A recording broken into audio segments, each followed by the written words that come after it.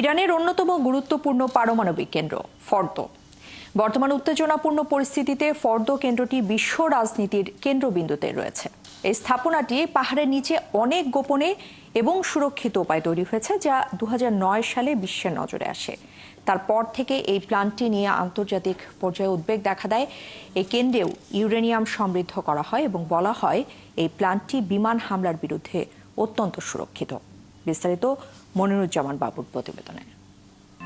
মাঠের অলরাউন্ডার আমি, আর ঘরের allrounder Tilex. Tilex toilet cleaner, clean মানেই টাইলক্স।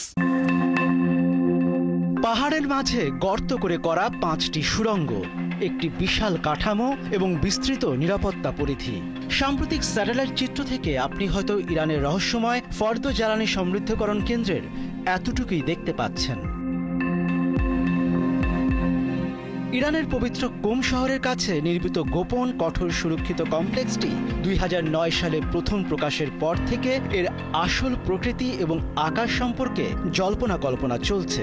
তবে এর সম্পর্কে যতটুকু জানা যায়, এটা বহু বছর আগে ইসরায়েলি গোয়েন্দা সংস্থার চুরি করা ইরানি নথিপত্র থেকে এসেছে। এর প্রধান হলগুলি আনুমানিক 80 থেকে 90 মিটার মাটির নিচে অবস্থিত। ধারণা করা হয় ইসরায়েলের চালানো যে কোনো বিমান হামলা থেকে এটি নিরাপদ এবং আকাশ থেকে এই স্থাপনাটি ধ্বংস করা প্রায় অসম্ভব কাজ। অনেক বিশ্লেষক মনে করছেন এই ঘাঁটি থেকে ইরান দ্রুত পারমাণবিক অস্ত্র তৈরির চেষ্টা করতে পারে। বিশেষ করে বর্তমানে তাদের ইউরেনিয়াম মজুদের যে পরিমাণ রয়েছে তা পারমাণবিক অস্ত্র তৈরির জন্য পর্যাপ্ত।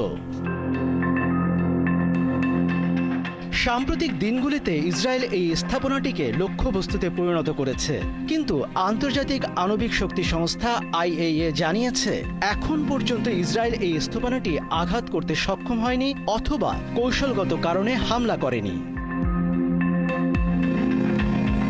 2000 সালের গোড়ার দিকে এটির নির্মাণ কাজ শুরু হয়েছিল, যদিও মার্কিন যুক্তরাষ্ট্র এবং তার মিত্ররা ফর্দো নির্মাণ কাজ কখন শুরু হয়েছিল সে সম্পর্কে খুব বেশি বিস্তারিত জানাতে পারেনি। তবে উপগ্রহ চিত্রে 2004 সাল থেকে এটির নির্মাণ কাজ দেখানো হয়েছে।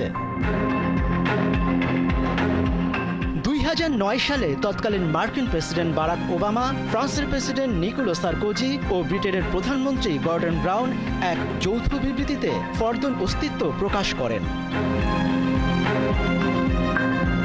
এর কিছুদিন আগেই ইরান নিজেই IAEA-কে জানায় তারা একটি নতুন জ্বালানি পরিশোধনাগার স্থাপনা নির্মাণের পরিকল্পনা করছে, যদিও ফর্দো নির্মাণ কাজ তখন কয়েক বছর ধরেই চলছিল।